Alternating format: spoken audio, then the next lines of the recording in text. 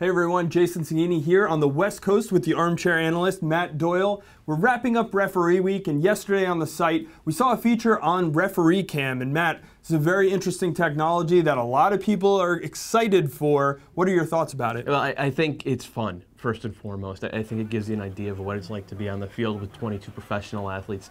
It gives us a look at the game from angles that we haven't seen it from before, most of us anyway. But that's the thing, it's more fun than functional at this point. It doesn't look like a technology that you're going to use for instant replay, like you have in the NFL or the last couple of minutes of NBA games as well. That's not really what it's meant for at this point.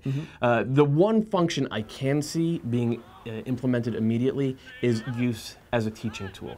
Any man or woman, anyone who wants to come up the ranks and become a FIFA certified referee, I could see them going to sessions and reviewing film of a professional referee, Ricardo Salazar, Jair Marufa, whoever, running around with this thing on their head, and you see what they see during the game. I think that this could be very important in terms of development of officials like that. Well, you mentioned FIFA, and that's kind of one of the roadblocks right now. FIFA, not very quick to adapt technologies.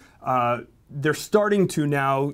Is that ice kind of cracking, and is this something that we could see on the field approved by FIFA sometime in the near future? I'm hesitant to say yes because, as you mentioned, the ice is cracking on FIFA's stance towards technology, but it's 5 decades in the making, and they're finally allowing goal line technology for this summer's Confederations Cup. Not certain that it's going to be at the World Cup yet, though. Right. So that's how slow FIFA moves. And goal line technology deals with facts. Like, the ball definitely crossed the line. That's what it tells you.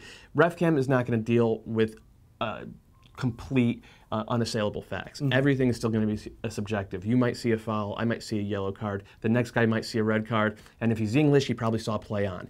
So it's not going to be something that FIFA grabs a hold of for anything, I think, outside of exhibitions anytime soon. All right, well, speaking of exhibitions, the MLS All-Star Game, probably the biggest exhibition of the summer when it comes to American soccer. That is actually not a FIFA-sanctioned event. So the plan right now, the hopes are that this referee cam technology will be used in that game, not only on the center official, but also on the linesman. The ARs wearing them maybe give you a much better look at what they were seeing when they raised that flag for the offside. Could be a very cool addition to ESPN's broadcast. Yeah, I mean, the AR thing would be very interesting just to make sure that these guys are focused in. If the mics are hot as well, that would be interesting too. But I think the biggest part for me is the idea of what it's going to be like on that field when it's not just the ref and 22 guys in the ball, but 20,000 screaming fans as well, and the lights and the cameras and the whole spectacle of really what is one of the great events of the summer. So I think it's going to allow fans to sort of immerse themselves in a game in a way that you haven't before, and that's the part I'm looking forward to the most, I think. All right, still a couple tests to get through before we get to the All-Star Game and the actual implementation for it, but we will keep you abreast of all that on MLSsoccer.com, so continue to follow along and we'll let you know if you're going to see referee cam in the All-Star Game.